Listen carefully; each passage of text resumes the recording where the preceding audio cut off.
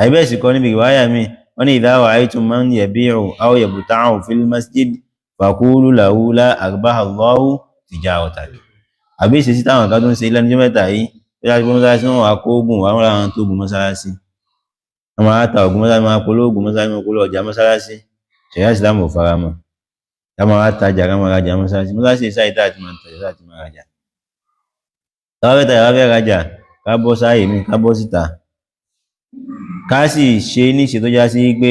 a ní fi táàfin ànáùnsì ọjà a ní fi dí tí ń lọ mọ́sálásí lọ́wọ́. àsìkò tó bá ń ṣe program mọ́sálásí bí àwọn ń ṣe ìdánilẹ́kọ̀ọ́ mọ́sálásí àwo rẹ̀ ní táwa ń ṣe ààrẹ lẹ̀ àbá ń pè òun náà ni gbogbo títa gbogbo pípa títà ìwà àjà wà tà á stop in time yẹn á fún àsìkò òun á fún ní ọwọ́ títí ẹ̀. nítorí mo dápadà rí tó ń ṣẹlẹ̀ ní pé ọ̀pọ̀lọpọ̀ ààyè lénìí tẹ bá dé central mosque wíwọ lọ́dọ̀ tó wá ń ṣe ní Ìlọrin mọ́sálásí ọjà wà ní ìta mọ́sálásí kò sí láì fi ń bẹ nígbà tí mo rí pé mọ́sálásí ọ̀pọ̀lọpọ̀ yẹn ni ó wà á kírun jímọ̀ a sì ní ta fẹ́ tà a ní ta fẹ́ rà àmọ́ èyí títà rírà wa yẹn a gbọ́dọ̀ fi dí activity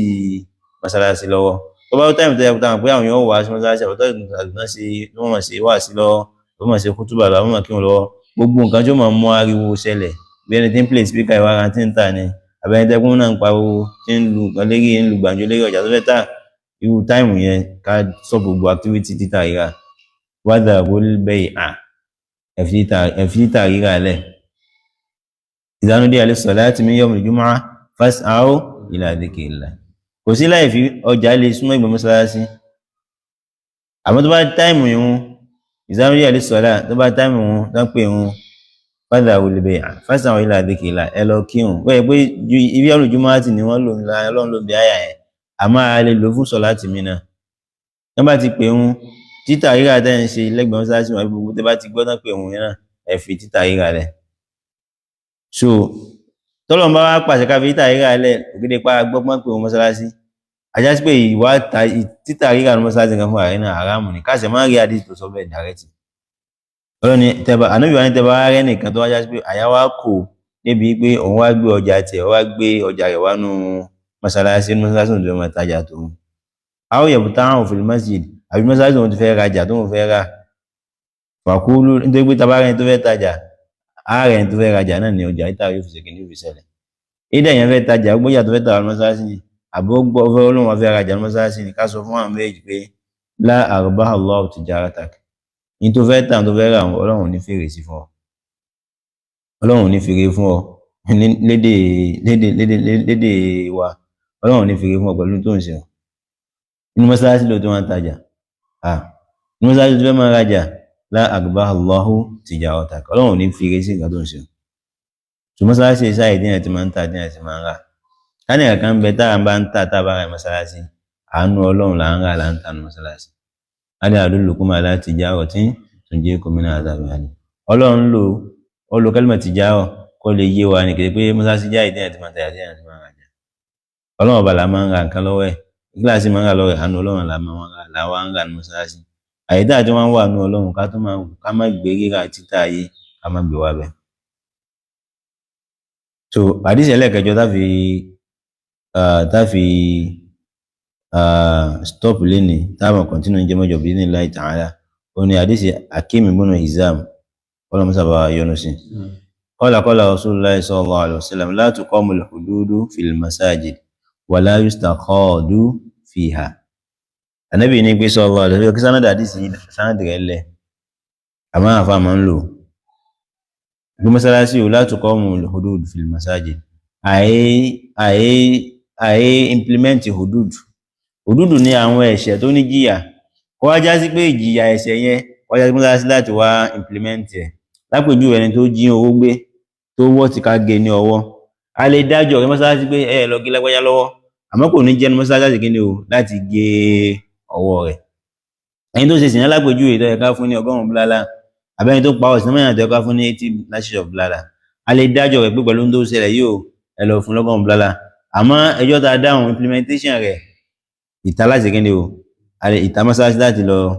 lọ implement àní implement ẹnu mọ́sálásí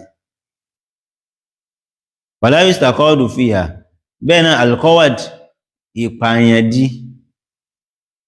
ìpààyàn di fún yàn àti ẹni tó pààyàn tá a fẹ́ pa òun náà padà so àní implement òun náà mọ́sálásí àní pààyàn sí mọ́sálásí àbí àlàyénu bìláyénu ọ̀la ń fa bìlá ń fi tẹ́níkà mú ṣe àní ṣe ní mọ́sálásí láti ṣe àlọ́ ṣe níta mọ́sálásí ni so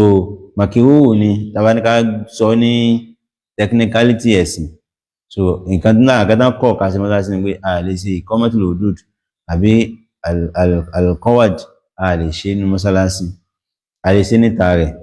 àbí tó jìnnà sí a máa lè dá ẹjọ́ yẹn ní mọ́sálásí pé tọ̀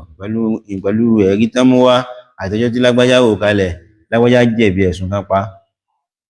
ẹmọ ó ti wá pa wọn ò ní pa sí mọ́sálásí wọn lọ pa sí ìta ni àbí lágbájá pẹ̀lú ọ̀rọ̀ tán sọ yìí ó jẹ̀bi ẹ̀sùn ṣìnà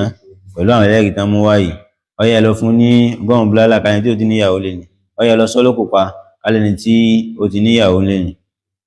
ẹjọ́ wọn á dá mọ́sálásí àmọ́ implementation rẹ̀ ìta láti kíni láti lọ implement ẹ̀ àyè ṣe ìkọ́mọ́tìlò òdùd nínú mọ́sálásí àbí Allah subhanahu wa ta'ala pẹ̀lú orúkọ rẹ̀ tó fi ń rẹwà jùlọ àtàwọn orin rẹ̀ tó fi ń ga jùlọ èyí tó ti dáná lámàrí wa ọlọ́mọdé kó bàjẹ́ àbí Allah subhanahu wa ta'ala nínú àwọn tí ó sòrire lára lílo mọ́sálásí ọlọ́mọsáàfì àwa náà sínú wa ètò pé inú àwọn méje tá Allah subhanahu wa ta'ala ní sallallahu alaihi wasallam ní pé Allah subhanahu wa ta'ala fi sáré bòdì àyà àṣìjọ wọlé al-qiyama òun ni wa rajulun qalbuhu mu'allaqun fil masajid wọn lárakùnrin kan tó já sí pé ẹ̀mí rẹ̀ gbogbo ìgbà mọ́sálásí ni wọ́n wà nínú àti pé kò yẹ kí mọ́sálásí máa wà torí ká ní kò bá sí mọ́sálásí báwo lọkàn yóò sì máa wà ní mọ́sálásí tó kọ́ lọ́n kó fà á nìṣẹ́ àwọn tó já sí pé ẹ̀mí wọn wà mọ́sálásí gbogbo ìgbà ìtí kí wọ́n mẹ́rin ìyàn mọ́sálásí pé tó bá ti kírun kan tán yóò tún máa expect time tí ó kírun mi kọ́dà káṣù òun méjì tó yóò fẹ́ pífà pé leisure time tó wọ́n lò ń ta tó wọ́n máa fi ṣe gbé kó fẹ́ kan wá ní mọ́sálásí wọn máa fi ṣe ìbádà tí mọ́sálásí bọ̀ wá wà preserve tí ó wà conserve fún ìbádà bóòlù ti fẹ́ rọrùn fún yàn kí ọkàn yẹn wà ní ààyè yẹn gbogbo àwọn kan tí ò ní mọ ọmọkàn yẹn wà ń bẹ Nàìjíríà Islam prevent fún wa ẹ má sọ ẹ má jẹ́ kó jẹ́ ayé ariwo sóye so that yóò lè wà conducive fún àwọn tó fẹ́ ṣe ìbádà kí wọ́n ṣe kí ni o wọ́n máa rí ìbádà sí ń bẹ Ọlọ́run bá sì pàṣẹ fún wa náà sọ ó pàṣẹ fún Ànábì wa Ibrahim ní wa tahhir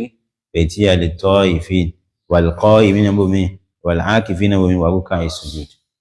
ẹ ṣe ìmọ́tótó ààyè mi ẹ ti mọ́tótó mọ́sálásí mi fáwọn tí wọ́n máa wá bẹ́ẹ̀ tó máa wá kírun bẹ́ẹ̀ fáwọn tí wọ́n máa wá bẹ́ẹ̀ tó máa wá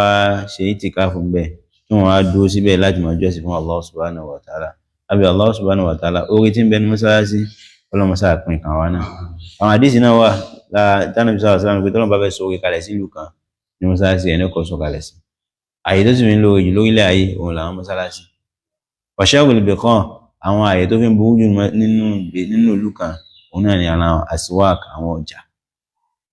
ọjà so mọ́sálásí àyè tó yẹ kí àwọn wà ń bẹ̀ gbogbo gbà yẹn so náà ni importance gbogbo àwọn àdìsí tí à ń ka yìí yẹn gbọ́dọ̀ preserve àyè yẹn kó lè jásí pé yóò wà fún tí wọ́n gbé kalẹ̀ fún náà yẹn so ká má polówó nǹkan bẹ́ẹ̀ ká má pariwo bẹ́ẹ̀ ká má sì mọ́tótó rẹ̀ ká jẹ́ kí mọ́sálásí wà níbi tá a bá ń gbé ládùúgbò wa ládùúgbò wa má jẹ́ àdúgbò tó jásí pé kò ní ní mọ́sálásí àbí Allah subhanahu wa ta'ala orí kíákíá ọlọ́mọsáàṣe fún wa orí lọ́wọ́ tó jásí pé á lò ó dìgbẹ̀yìn ayé wa náà ọlọ́mọsáàṣe fún wa wala hawla wala quwwata illa billahi al-aliyyil azim.